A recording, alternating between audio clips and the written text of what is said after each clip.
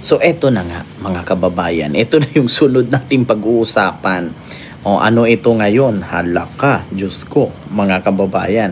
Ito yung ating sunod na pag-uusapan ngayon patungkol dito sa nawawalang kaso nga na i-file ni Trillanes kay Digong, kay Bongo. Hawak na daw ito ni Remulla noon. Sabi ni Remulla, nahawakan ko na yan. Actually, final na ni Trillanes yan a year ago. Sabi ni Remulla. Pero ngayon nung hinahanap niya, nawala. Diba? Ngayon mga kababayan, tatanungin po natin kung nasaan po ang ikinaso ni Trillanes noon, kung bakit nawala. Nako, ito na mga kababayan. Ito po mga kababayan, nagsalita si Remulla. Which means hindi final. Hindi ko alam, pero yun ang eksaktong kaso na final ni Trillanes nung sa araw. Hanggang yung nahanap ko yung file dito, hindi ko mahanap yun. Which means hindi final. Hindi ko alam, pero yun ang eksaktong kaso na final ni Trillanes nung sa araw.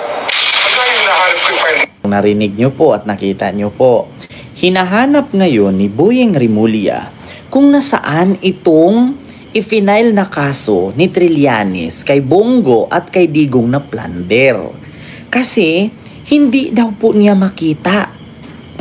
Naku po, eto na mga kababayan. Isa na si Tito Sen doon sa Dito. Ito mga kababayan, Diyos ko. Halaka, Diyos mio Marimar. Nako, Diyos ko. Nasaan kaya mga kababayan yung i-final na kaso?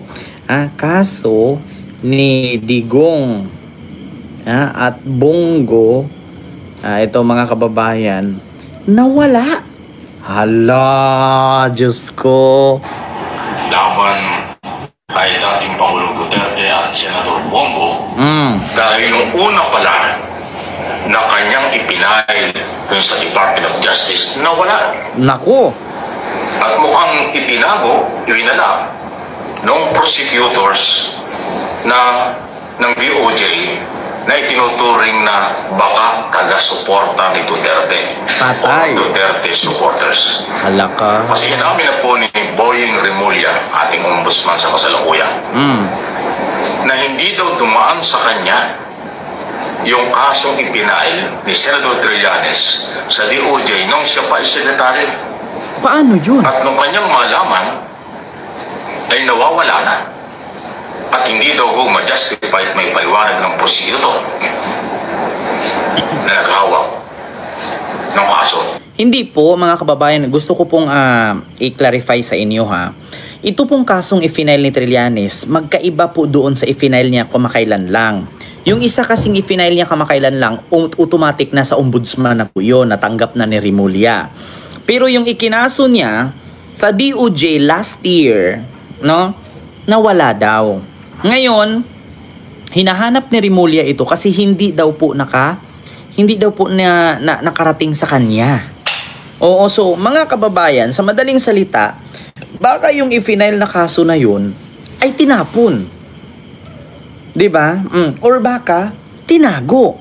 Or else yung may hawak nun habang nag-file sila sa DOJ, siguro supporter ni Digong. O di kaya tao ni Digong at ni Bongo. Kasi bakit? Bakit nawala? Yun ang tanong ngayon. According nga dito, kay Mike Abe, mga kababayan, DDS sa DOJ na buko na. Kaso ni Duterte at Bongo na i-final ni Trillanes, nawala. Akala ko ba, yung ghost student lang na tumatanggap ng milyon-milyon na voucher program sa DepEd ang meron. Akala ko ba, yung ghost flood control lang ang meron. Pati pala, kaso, nawawala rin. Oo, ni Trillanes, magugulat ka na wala. Na-ghost din. Pakinggan nyo pakinggan nyo. Laban kay dating Pangulong Duterte at Senador Bongo, dahil yung una pala na kanyang ipinail sa Department of Justice, nawala. At mukhang itinago, iwinala ng prosecutors ng DOJ na itinuturing na baka taga-suporta ni Duterte. Ngayon, sino ang nagwala? Baka yung prosecutor sa DOJ. Sino nga ba ang prosecutor na yun? Malalaman naman natin yan mga kababayan kasi si Senator Antonio Trillanes, di ba? Madaldal naman yan. Siyempre, kung nawala sa DOJ at hindi nakarating sa ombudsman at hindi nakarating kay Boying Rimulya, ibig sabihin, si prosecutor na tumanggap ng ipinel nilang kaso, yun yung nagwala. At ano naman po ang karasunan or kadahilanan ni prosecutor na iwala niya ang kaso? Alam naman natin na kapag nag-file si Trillanes, alam niyo yung lagayan ng tubig, yung galon, yung nasa SM, di ba? Yung lagayan ng karne na may gulong na hinihila. Napakadami po nun. Ilang bundle po ng bond paper yun, ilang resibo yun, napakadami.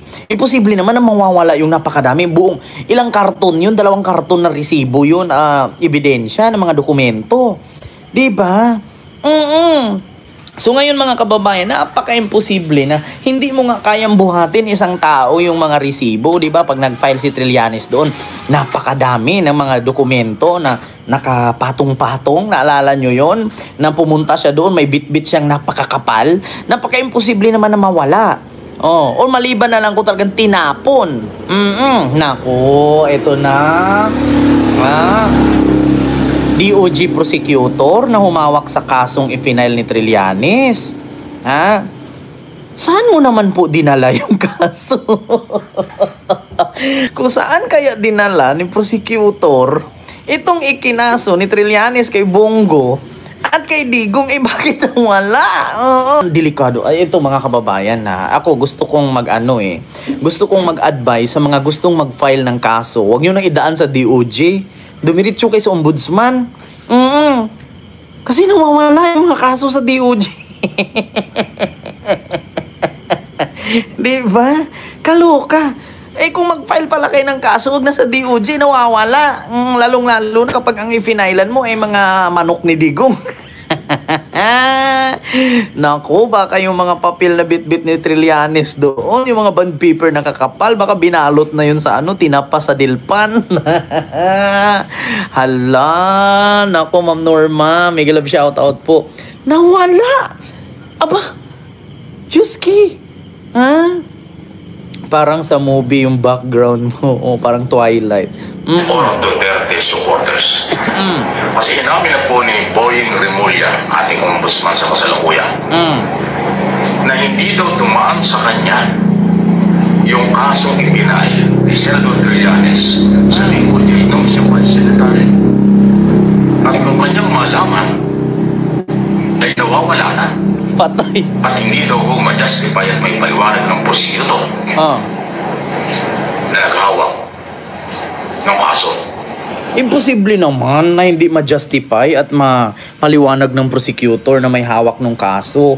Napaka-imposible. Aba kung hindi mo ma-justify at hindi mo mapaliwanag, mag-resign ka na. Alam nyo, di ba, kapag nag-apply tayo ng trabaho, di ba, tinatanong tayo ng HR, fit to work ka ba? Bawal pa naman magtrabaho yung mga ulyanin, bungol, di ba, bulag, pipi, di ba? Bingi. Di ba pinagbabawal yan? So bakit nagtatrabaho ka pa dyan bilang prosecutor kung hindi mo ma-justify kung nasaan yung i-file ni Trillanes na kaso? Napaka-imposible naman na sasabihin mong walang nag-file, walang ganito. Nung nag-file si Trillanes, ang daming media, naka-record lahat sa media. At saka, imposibleng mawala na karton-karton na ebidensya yung bit-bit niya. Di ba, Ma'am Chaicher? Napaka-imposible naman mawala. Putragis na yan. Yun nga lang 10 page ng bond paper sa envelope. Magugulat ka na nga kung nasaan. Napakadaming 10 page. Yun pa kaya nung 2 karton, 3 karton yung ebidensyang nakalagay. Hard and soft copy yun. Diba? Tapos hindi mo ngayon ma-identify. Hindi mo ngayon mapapaliwanag. Dapat sa'yo mag-resign ka na. Diba? Ano pang ginagawa mo dyan kung ulyanin ka na? Aba, hindi na pwede yan. Kapag ulyanin, tumiran lang sa bukid, mag-alaga na lang ng manok, kambing, baka, baboy, biik. Diba? Diyos ko. Diyos mio. Dahil pinagdudahan niya ang followers ni Duterte. Dahil dyan, sinibak na pala, nirelieve na ni Secretary Boying Rimulya bago umalis ng DOJ, yung may hawak ng kaso. O sinibak na daw, ni-relieve na daw, sabi ni Mike Abe. Pero actually mga kababayan, meron din pong video niyan bukod kay Mike Abe. Ito po ha. Ito. Ay, wait lang mga kababayan. Bukod kay Mike Abe, mga kababayan, meron din pong video niya na mismong si Boying ang nagsabi na nawala nga daw. Ito po ha, mga An appointee of the president, but I was put in a constitutional body which decides the fate of all Filipinos. Hindi to isang bagay na lang. Wag naman. Wag niyo ako pag-isipan ng ganyan. Hindi ko gagawin yun. Oo. So what was the reason behind the charges now against Bongo, against the father of Bongo, yung si LTG ba yan? Ano na yan may kaso na dati final dyan si Senator Trillanes Hawak ko na yan a year ago. I mean, final nila sa DOJ. Kaya lang, nung final niya sa NPS yan, nagpunta yan, yung papeles niyan, sa Prosecutor General, na appointee ni Pangulong Duterte. Nako! Yan palang i-final ni Trillanes, yung mga papilis, yung mga dokumento, napunta sa Prosecutor General, na appointee ni Digong. Nako, kaya pala grabe Dapat kung ganun dapat ikulong din yun. Dapat kasuhan din yun. Dapat ibartulina hanggat hindi niya ibalik kung saan niya dinala. Ibartulina. Diba? Kasi appointee pala ni Digong. Prosecutor General daw. So, appointed daw ni Digong ang may hawak dito. Kaya nawala. Naku po. Kaya lang, nung final niya sa NPS yan, nagpunta yan, yung papeles niyan, sa Prosecutor General, na appointee ni Pangulong Duterte. Ang ginawa niya, imbis na ipakita sa Secretary of Justice, dinaretso niya rito sa Ombudsman. Hanggang yung hinahanap ko yung file dito, hindi ko mahanap Patay. Which means hindi final. Hindi ko alam, pero yun ang eksaktong kaso na final ni Trillanes nung sa araw. An appointee of the president, but I was put in a constitutional body which decides the fate of all Filipinos. Hindi to isang bagay na lang. Wag naman. Kita ninyo? Appointee ni Digong. Sabi mismo ni Boying yan. Hindi natin alam kung sino yung appointee ni Mang Kanor, sino yung Poncio Pilato na yan. Bakit ni-relieve or sinibak daw? Hindi natin alam. Bakit ganun lang sinibak? Dapat kinasuhan yun. Kung ako kay Trillanes noon, filean ko ng kaso yun. Hahabulin ko yun. Bakit? Nag-file ka ng kaso para sa katarungan ng taong bayan sa pambubulakdol ni Digong at ni Bongo. Iwawalain mo? Hindi naman sinabing dinismiss, hindi rin sinabing binasura kasi hindi pa nga na process. So doon pa lang mismo, tinanggap pa lang doon sa counter. Tapos nagugulat ka, nawala. O di ba kita ninyo mga kababayan, ganyan katarantado si Duterte. Grabe katarantado talaga. Grabe katarantado. Kita mo yan, magpa-file ka ng kaso laban sa kanya. Meron kang tao dun sa loob, meron kang mata dun sa loob, magugulat ka, biglang nawala. Bakit wawalain? Kasi tao nga naman niya yun. 'Di ba? Kaya kung naalala ninyo mga kababayan, bago bumaba si Samuel Martires, merong 200 plus ka-empleyado ang kanyang tinanggap. Hindi natin alam baka yung 200 plus na yun, puro DDS yun. Naku mga kababayan, nakita ninyo? Kent alam na kung anong ginagawa dyan. 'Di ba? Baka tinapo na yun. Kita ninyo? Tapos sasabihin ninyo ngayon, si Boying masama. Kung hindi dahil kay Boying, hindi natin malalaman yan. Yung kaso ni Joel Villanueva, biglang na-dismiss o na hindi alam ng tao. Kung hindi dahil kay Boying yun, hindi natin malalaman yun. Tapos ito pa, bagong pasabog ni Boying ngayon. Yun palang i-final ni Trillanes noon, no? Kay Digong at kay Bongo na plunder case, na dalawang plunder yan plunder doon sa CLTG Builders at yung plunder doon sa 16 billion na warship ng Philippine Navy. So ngayon, mga kababayan, dalawang plunder case yun. So, mga kababayan, ang tanong, kaya pala walang nangyari, kaya pala walang nakulong, walang naaresto, walang nakasuhan, kasi nawala nga naman. Diba? Oh, biruin ninyo, ganun siya. Ganun siya katarantado. Si Duterte talaga, tarantadong tudong-tudo. Diba, punto por punto talagang pagkahanayupak talaga ni Digong. Kita nyo yan? Kaya pala galit na galit sila kay Boying. Kaya pala ayaw nilang si Boying maging ombudsman. Kasi bakit? Mabibisto yung kabulastugan nila. Diba? Kita ninyo? Oo. Diyos ko po. Kaya pala galit na galit kay Boying. Tinadtad ninyo ng kaso hanggang sa last minute. Pinapadisbar ninyo. Kasi nga, mabubulgar ang mga baho ninyo. Huwag niyo ako pag-isipan ng ganyan, hindi ko gagawin yun. So what was the reason behind the charges now against Bongo, against the father of Bongo, yung si LTG ba yan? Ano na yan may kaso na dati final dyan si Senator Trillanes Hawak ko na yan a year ago. I mean, final nila sa DOJ. Kaya lang, nung final niya sa NPS yan, nagpunta yan, yung papeles na yan, sa Prosecutor General na appointee ni Pangulong Duterte. Prosecutor General na appointee ni Duterte. Oh, ngayon, sino ba yung Prosecutor General na yan na appointee ni Digong? At saan niya dinala? Ginawa niya, imbis na ipakita sa Secretary of Justice, dinaretso niya dito sa Ombudsman. Imbis na daw na ipakita niya ni Secretary General or Prosecutor General ng DOJ kay Boying, diniretso niya kay Martires. So sa madaling salita, imbis daw na ipakita kay Boying, diniretso sa Ombudsman. Ngayon, nung hinanap ni Boying sa Ombudsman, wala. Saan mo dinala, Martires? Saan mo dinala, Martires? Na, may connection pa rin si may connection pa rin si Diyos mio Marimar, di ba? Ay nako, Diyos ko, wag na tayo magtaka, Ma'am Elena Garcia, Ma'am Chaicher. Di ba? Imbis daw na idaan ni Prosecutor General doon sa Secretary of Justice, diniretso sa Ombudsman.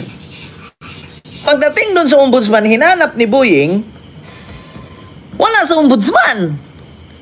O baka ibang Ombudsman ang nahatiran, baka diniretso doon sa Dilpan. Oh, bakit? Ano bang gagawin yan doon sa Dilpan? Balot sa tinapa. Kumati ang ulo ko bigla. Kanina pa to kumati sa kakaisip. Ha? 204 ba naman yung hired? Diba? Ngayon, kaya nga pala mga kababayan. Kaya pala nag-hire ng 204 bago umalis. Diyos ko po. So, ibig sabihin,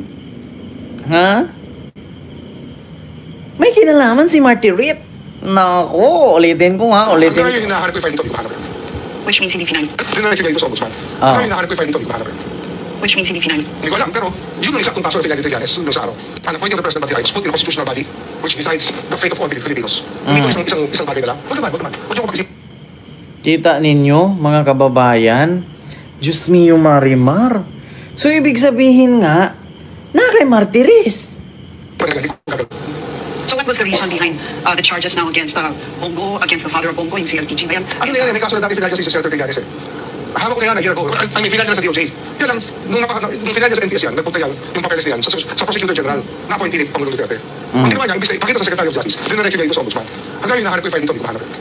Which means hindi final. Hindi ko alam, pero Hala, hanggang ngayon daw nung hinanap ni Boying, itong i-final ni Trillanes, hindi daw mahanap. Hala, saan kaya dinala yan? Diyos ko, kaya siguro yung mga i-final noon, di ba, na mga kaso ni Digong kay pagbaba ni Laila de Lima, nawala lahat. Grabe kayo Digong Grabe kayo mga DDS. Ay bakit? Ano ba masasabi nyo? I-supporter nga ni Digong, appointee ni Digong. DDS, grabe kayo ganyan kayo. Hindi ba po pwedeng kasuhan yun? Hindi ba pwedeng bartulinahin yun? Hindi pa kainin ng isang buwan hanggang sa mamatay? Kasi ano yan Di ba? Kaya ito yung isa sa sinasabi, mga kababayan, ni Attorney Cristina Conte na hindi talaga pwedeng palayain si Digong. Kasi bakit? Grabe ka ma-impluwensya yan. Kita ninyo, bumoto nga ang mga senador para i-house arrest si Digong. Kika senador, biruin nyo, wala na yan sa power, wala na sa posisyon niya, nakakulong na lahat-lahat. Ma-impluwensya pa rin. Kaya ang utak ng ICC talaga. Di ba? Biruin ninyo, wala na si Digong ha. Mamamatay na. Ilang wati na lang ang hindi nakapirma. Pero may mata pa rin siya, tao pa rin sa loob ng ombudsman at DOJ. Kita nyo yan. Ganun sila kamakapangyarihan. Kita ninyo? Imbis na dumaan kay Boying, diniretso sa ombudsman. Kaya dito ko napagtanto-tanto mga kababayan na kung bakit galit na galit si Baste, galit na galit si Pulong at si Sara kay Boying Rimulya. Kasi si Boying talagang tinik sa kanila.